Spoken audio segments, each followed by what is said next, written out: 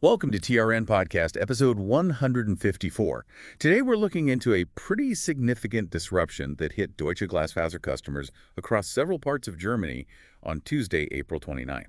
Yeah, it was quite the situation. Caused considerable problems for thousands of people, businesses included. We're talking outages in Wenden and Olpe in North Rhine-Westphalia, Right.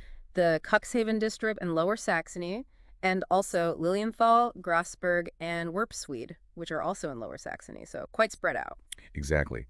And it's striking just how widespread the impact was. It wasn't just internet access going down, but phone lines too, and even TV reception in some cases. Yeah. Really shows how reliant we've become, doesn't it? Absolutely. And what's interesting are the initial clues about the causes, which seem to differ depending on the region. That kind of points towards, well, a certain complexity in the underlying network structures they're using. Okay, let's maybe start with the Wenden and Olpe area. They actually gave a specific cause for the outage there relatively quickly, didn't they? Right. What exactly happened? Yeah, in that region, the company stated the disruption was traced back to damage on a leased fiber optic line, one belonging to a service partner of Deutsche Glasfaser. Ah, a leased line. Exactly. They did say repair work by that partner was already underway, though. Leased lines. It's definitely something we should maybe circle back to. But first, around 1,500 customers were affected there. Do we have any idea how long those repairs might actually take? Well, at the time of the initial reports, there wasn't a precise timeline, unfortunately. The first announcement just mentioned the duration was unclear. They advised affected customers to check the Deutsche Glasfaser website for updates. Which is, pretty frustrating if you're one of those customers sitting without service. Mm. Okay, so moving on to the other regions. Cuxhaven and then Lilienthal, Grasberg, and Werpswede. Finding the cause seemed a bit trickier there initially. Right. In the Cuxhaven district, where there were also massive outages starting Tuesday morning, affecting a large area around Beverstedt, Gieslin, Lochstedt, Schiffdorf, Wurster Nordseeküste, and Wolfsbüttel, they were, well, a bit in the dark initially about the specific reason. So, similar pattern. Connection dropouts, total failures, landline phones down too. Yeah, reports mentioned connection dropouts, complete outages, and landline telephony was also down in many places. Very similar impact profile to Wendenolp. Interesting that the symptoms were similar, internet and phone affected, but without that immediate explanation of a damaged cable. Yeah. How did Deutsche Glasfaser respond there?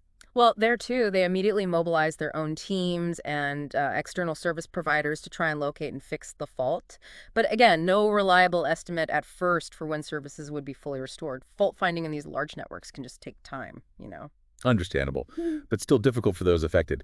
And what about the situation in Lilienthal, Grasberg, and Werpswede? There were confirmed disruptions there as well. Correct. A company spokesperson confirmed that fiber network users there had been affected since the morning, too. And interestingly, here they also raise a possibility that it could be an issue with a leased line from another provider. Another leased line potentially involved. Potentially. But the exact location of the fault wasn't known there either, even by the afternoon. Still under investigation at that point. It really stands out that leased lines are mentioned in multiple instances here. Yeah. What does that imply about the resilience of these kinds of networks? That's a really key point, I think. Building out fiber networks requires huge investment, right? So it often makes sense or is even necessary to cooperate and lease capacity from other providers. But the flip side is when there's damage to one of those leased sections. Then the end customers are affected, even if it's not technically Deutsche Glasfaser's own physical cable that got cut. Precisely. It shows a certain interdependence baked into modern telecommunications infrastructure. You're relying on partners. So even if Deutsche Glasfaser's own core network is fine, their customers can still experience major outages because of reliance on third-party infrastructure. That's the crux of it, yeah. It really highlights the complexity and the interconnectedness of modern communication systems. A fault somewhere that might not even be under the direct control of the end provider can have these really far-reaching consequences. Okay, so wrapping this up for now.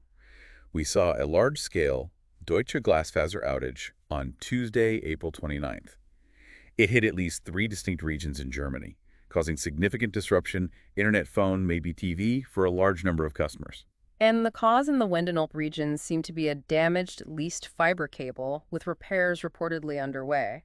In the other affected areas, like Cuxhaven and the Lilienthal cluster, the exact cause was still being investigated by technical teams. Right, and the exact duration of these outages remained unclear at the time of the reports. The advice was for customers to keep checking the company's website for the latest status. It definitely leaves you thinking, doesn't it?